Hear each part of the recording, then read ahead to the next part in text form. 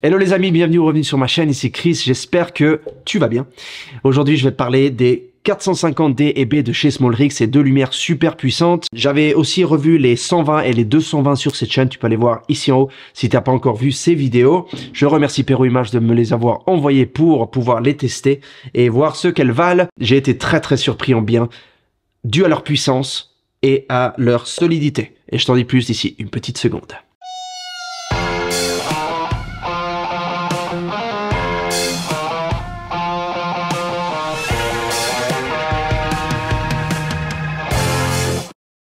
On parle de lumière de 500 watts de puissance presque, donc c'est très puissant. Je vais utiliser cette petite 120 B que j'ai ici parce que mes 220 sont utilisés pour mon setup YouTube en ce moment pendant que je fais cette vidéo, mais c'est la même taille que les 120, donc comme ça je pourrais te montrer un petit peu les comparaisons. Il y a un nouveau design, donc c'est un design qui est plus futuristique, tu peux voir que c'est plus arrondi, ouais c'est plus raffiné, c'est plus joli comparé à ça qui était un peu plus carré. Après c'est des lumières donc...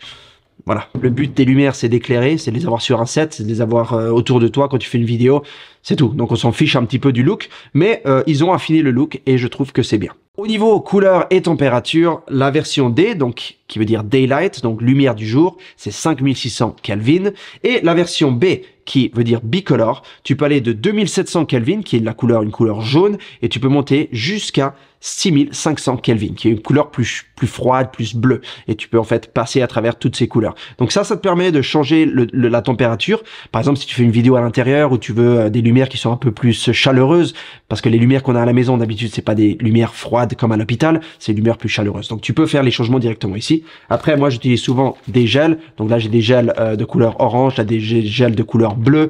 Tu peux modifier la couleur sur une D par exemple, qui a plus de puissance. Tu vas de toute façon perdre la puissance si tu mets des gels. Donc en fait ça équivaut à la même chose. Ça change au niveau du prix et ça change au niveau de la convenance. C'est beaucoup plus pratique d'avoir tout à l'intérieur. Au niveau du poids, on est à 4,2 kg avec le support pour le trépied, ce qui est pas très léger. C'est très léger pour la puissance que cette lumière te donne, mais si tu compares ça avec ça, ben c'est pas la même chose. Voilà, je t'assure que ça c'est beaucoup plus lourd. D'ailleurs, quand j'ai essayé de le mettre sur un trépied avec la lanterne, donc la grosse boule comme ça, j'ai vite senti le poids. C'est pas pareil. Ils ont implémenté un système optique qu'ils appellent Astral Tech. Et en fait, c'est une technologie qui permet d'utiliser moins de jus, donc moins de courant, moins d'électricité et d'avoir plus de brillance, plus de puissance dans la lampe.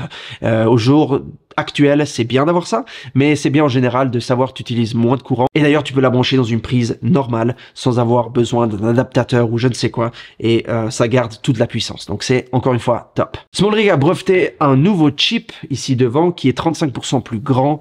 Et ça permet d'avoir plus de brillance, d'utiliser moins de courant. Et encore une fois, c'est très bien. Parlons maintenant des lux, donc de la puissance que ces lumières peuvent émettre. On est pour la version Daylight, donc lumière du jour, à 172 000 lux à 1 mètre de distance. Et pour la version Bicolor, on est à 121 000 lux. Donc tu peux voir ici, encore une fois, que c'est très puissant. L'index de reproduction des couleurs, donc le CRI, c'est 96+.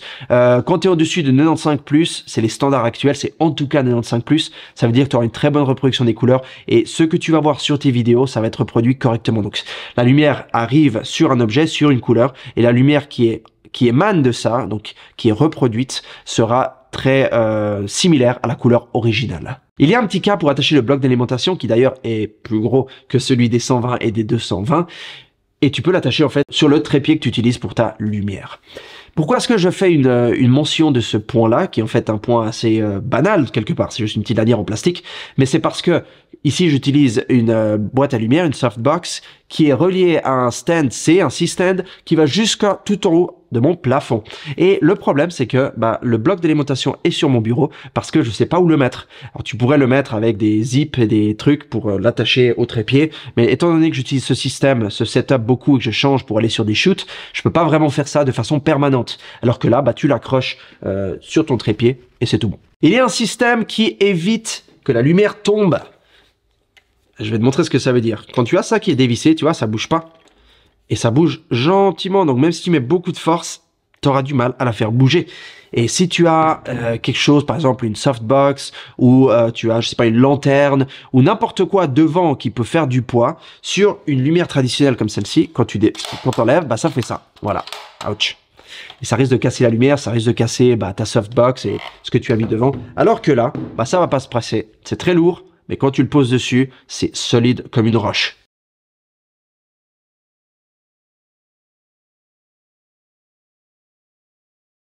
Tu peux enlever l'adaptateur pour le trépied qui est là et économiser jusqu'à 10% d'espace pour le mettre sur l'étagère et le rangement. Maintenant, tu te dis peut-être, ok, on est presque à 500 watts de puissance, ça va chauffer. Oui, ça risque de chauffer, c'est pour la raison pour laquelle ils ont mis un ventilateur, un petit ventilateur ici dessus, petit, il fait quand même toute la taille de la lumière, et c'est un système intelligent, comme la plupart des lumières de ce gabarit, où quand la température monte, le ventilateur s'active pour refroidir le système et pour éviter que ça surchauffe. En termes de décibels, on est à 32 décibels à 1 mètre de distance, c'est pas beaucoup.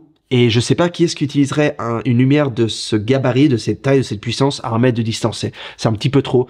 J'irais plutôt pour un 120 ou un 220. C'est d'ailleurs ce que j'utilise dans mon setup YouTube. Par exemple, les lumières que tu vois ici, ces deux, je les ai actuellement, c'est les 220D et 220B. Elles sont à 20% de la puissance. 20%. Imagine maintenant des lumières de... En fait, j'ai essayé d'utiliser ça à 1%, c'est trop puissant pour mon setup YouTube. Donc voilà, tu auras ces lumières loin de toi, loin du micro, et tu vas rien entendre au niveau du ventilateur. Il y a les effets habituels tels que l'éclair, la lumière qui marche pas bien, la télévision, le feu, les feux d'artifice, etc. Et ça, je veux pas perdre trop de temps là-dessus, dans le sens que j'en parle dans toutes mes vidéos, mais tu peux les utiliser pour ton film ou ton projet. Tu peux mettre des gels par-dessus s'il faut, pour rendre les effets un peu plus réels. Il y a une application pour iPhone, ce qui est une bonne nouvelle. Et je dis c'est une bonne nouvelle parce que, alors d'habitude, moi je suis habitué à avoir mes télécommandes telles que celle-ci, mais lorsque tu veux contrôler plusieurs lumières au même temps, par exemple maintenant sur mon setup YouTube, j'ai plusieurs lumières tout autour de moi, je peux contrôler la puissance directement depuis l'application pour avoir exactement ce que j'ai besoin en me regardant sur l'écran et savoir quel est le type de puissance que j'ai besoin sans devoir à chaque fois courir et changer. Par exemple, cette lumière, comme je t'ai dit, elle est tout en haut, donc à chaque fois, il faut que je la descende, que je règle les choses et que je la remonte. Très pratique. Parlons maintenant du prix, qui est un petit détail qui est quand même important. On est à 999$ pour la version D, donc lumière du jour, et à 1099$ pour la version B, bicolore. Tu reçois comme d'habitude une sacoche pour ces lumières. Alors là, j'ai mis les deux. Donc, tu as la sacoche pour les 120 et les 220 D et B. Ça, c'est la taille. Comme ça, tu te rends un petit peu compte.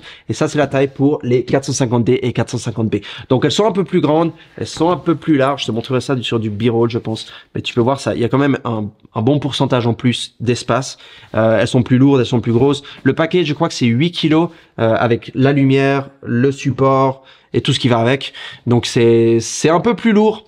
Je l'admets, c'est une lumière qui est un peu plus grosse, mais d'après les projets que tu auras besoin d'éclairer, ça va te donner beaucoup plus de flexibilité et de puissance que des petites 120 et 220. Mais encore une fois, ça dépend vraiment du type de projet que tu shootes et si tu as vraiment besoin de cette quantité de lumière qui commence à être beaucoup, en fait. 500 watts, c'est pas rien. Voilà. Ah oui, n'oublions pas, il donne des autocollants.